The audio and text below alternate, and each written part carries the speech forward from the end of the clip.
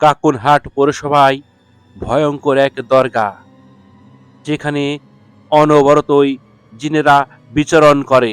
এই দরগাকে ঘিরে গড়ে উঠেছে বিশাল বড় এক গোরস্থান।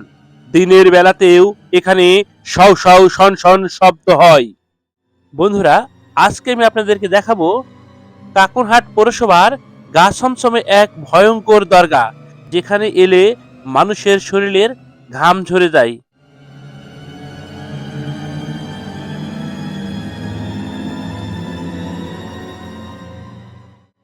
একটি সাপ যেমন একটি ব্যাঙকে গিলে খেয়ে ফেলে, ঠিক তেমনি এই বটবৃক্ষটি এই স্থাপনাকে গিলে খেয়ে ফেলেছে।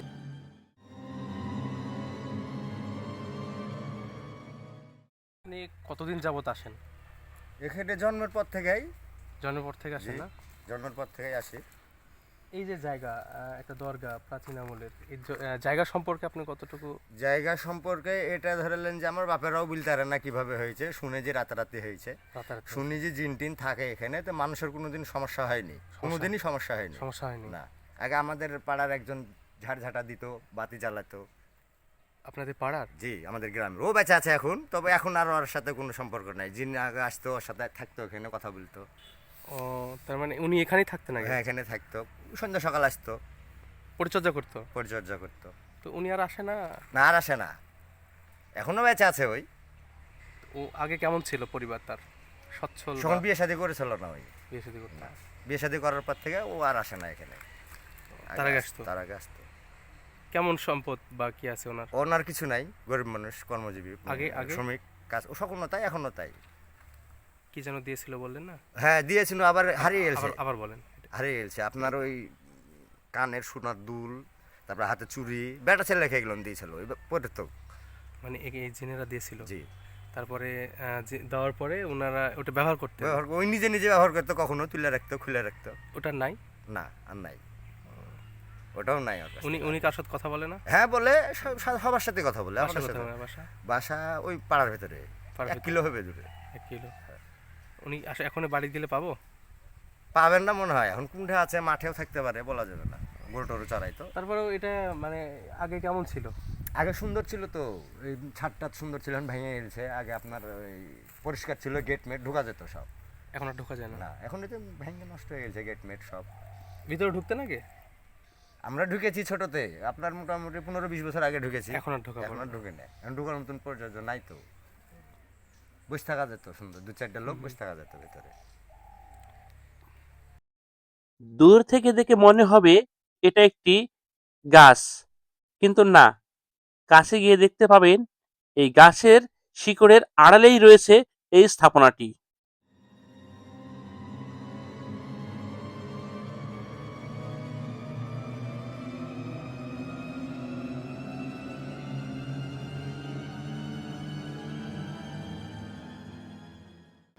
এই বট গাছের শিকড় বা বয়গুলো দিনের পর দিন কিভাবে মাটিকে আঁকড়ে ধরে বেড়েই চলেছে।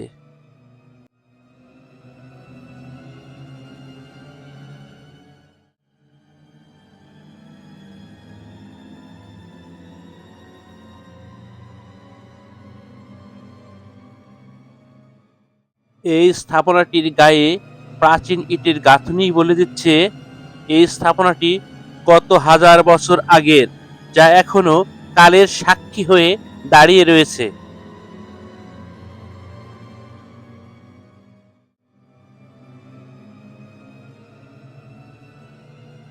এরকম একটি ভয়ঙ্কর স্থানে আসতে লাগে কলিজা ভরা সাহস। যারা চিরদুর্দম, দুর্বিনীত, নৃশংস, মহাপ্রলয়ের নটরাজ, তারাই শুধু এরকম ভয়ঙ্কর স্থাপনাতে আসতে পারে।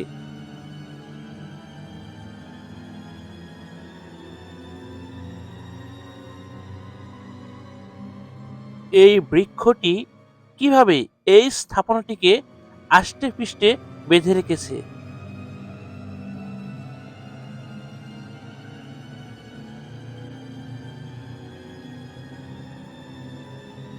আমরা এই স্থাপনাটির ভিতরে ঢোকার অনেক চেষ্টা করেছি, কিন্তু ঢুকতে পারি নাই।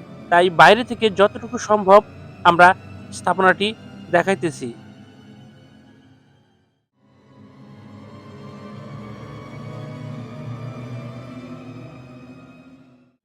এরকম ভয়ঙ্কর স্থাপনাতে গেলেই আপনার চোখে পড়বে ভয়ঙ্কর বিষধর সাপ। সাপ আর এই স্থাপনা যেন অঙ্গাঙ্গিভাবে জড়াজড়িত।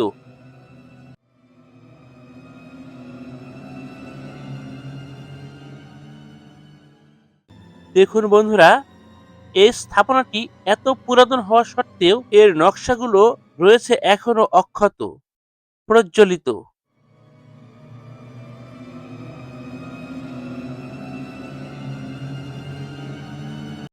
এই স্থাপনাকে ঘিরে যে লতা পাতা গুলো দেখা যাচ্ছে, এগুলো একসময় মানুষেরা পরিষ্কার করত এবং এই স্থাপনাতে মানুষ একসময় বসেও থাকতো। কিন্তু কালের পরিবর্তনে আর এই স্থাপনাতে কেউ আর ভয়ে আসে না বা আসতে চায়ও না, বা এই লতা পাতাগুলোতে কেউ হাতও দেয় না। এগুলোতে হাত দিলেই ঘটে অপ্রীতিকর ঘটনা, এমনকি মৃত্যু পর্যন্ত ঘটতে পারে।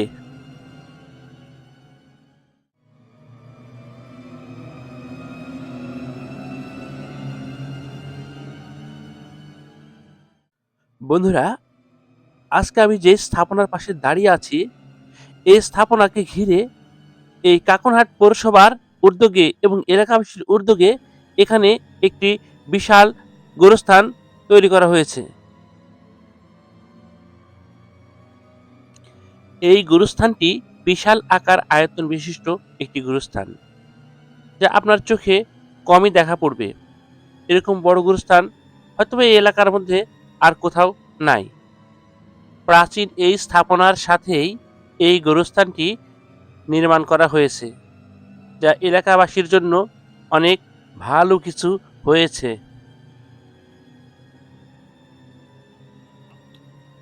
এইরকম লোমহর্ষক ভিডিও এবং পুরাতন স্থাপনা দেখতে আমাদের চ্যানেলের সাথেই থাকবেন।